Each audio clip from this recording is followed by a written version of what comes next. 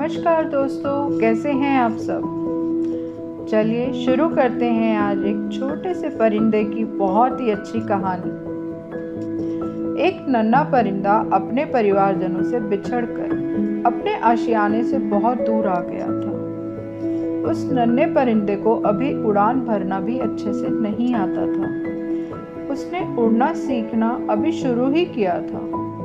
उधर नन्हे परिंदे के परिवार वाले भी बहुत परेशान थे और उसके आने की राह देख रहे थे। इधर नन्हा सा परिंदा भी समझ नहीं पा रहा था कि वह अपने आशियाने तक कैसे पहुंचे।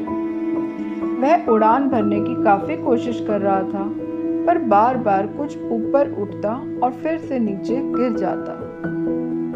कुछ दूर एक अनजान परिंदा अपने मित्र के साथ यह सब दृश्य बड़े गौर से देख रहा था।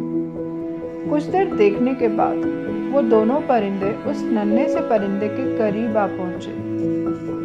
नन्हा सा परिंदा उन्हें देखकर पहले तो घबरा गया, फिर उसने सोचा शायद ये उसकी मदद करेंगे और उसे घर तक पहुंचा देंगे। अनजान परिंदे ने पूछा, क्या हुआ नन्हे परिंदे, तुम काफी परेशान हो। नन्हा परिंदा बोला, मैं रास्ता भटक गया हूँ और मुझे शाम होने से पहले अपने घर लौटना है। मुझे उड़ान भरना अभी तक अच्छे से नहीं आता। मेरे घर वाले बहुत परेशान हो रहे होंगे। आप मुझे उड़ान भरना सिखा दो। मैं काफ़ी देर से कोशिश कर रहा हूँ, पर मुझे कामयाबी नहीं मिल पा रही है। तो अनजान परिंदा कुछ देर सोचने लगा, फिर बोला, जब उड़ान भरना सीखा नहीं, इतना दूर निकलने की तुम्हें क्या ज़रूरत थी। वह अपने मित्र के साथ मिलकर उस नन्हे से परिंदे का मजाक उड़ाने लगे। उन लोगों ने बातों से नन्हे परिंदे को बहुत ही क्रोधित कर दिया था। अनजान परिंदा हंसते हुए बोला, देखो, हम तो उड़ान भरना जानते हैं और अपनी मर्जी से कहीं भी जा सकते हैं। इतना कहकर अनजान परिंदे ने उस नन्हे परिंदे के सामने पहली उड़ान भरी। फिर थोड़ी देर बाद लौटकर आया और 2-4 कड़वी बातें बोलकर पुनः उड़ गया।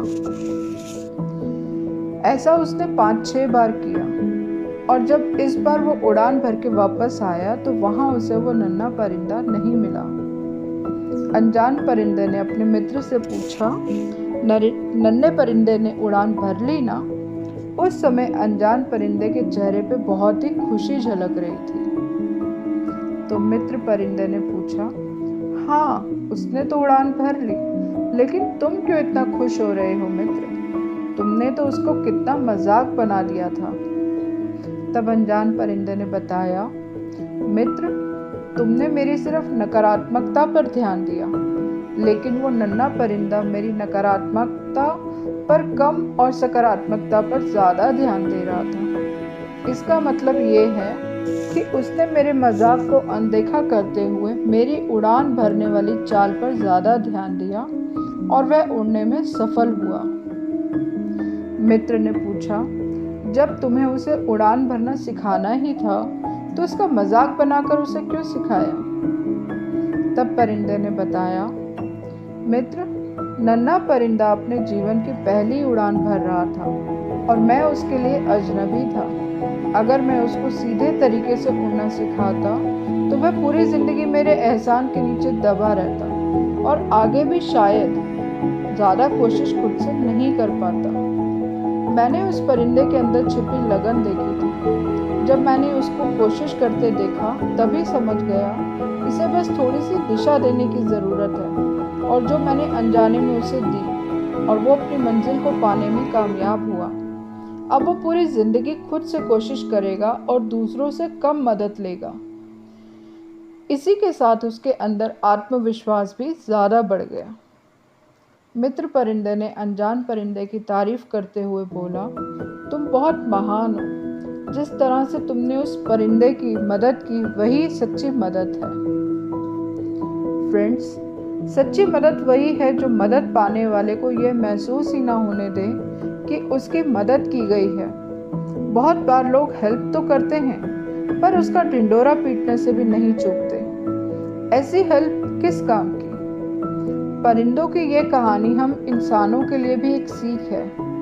हम लोगों की मदद तो करें, लेकिन उसे जताए नहीं।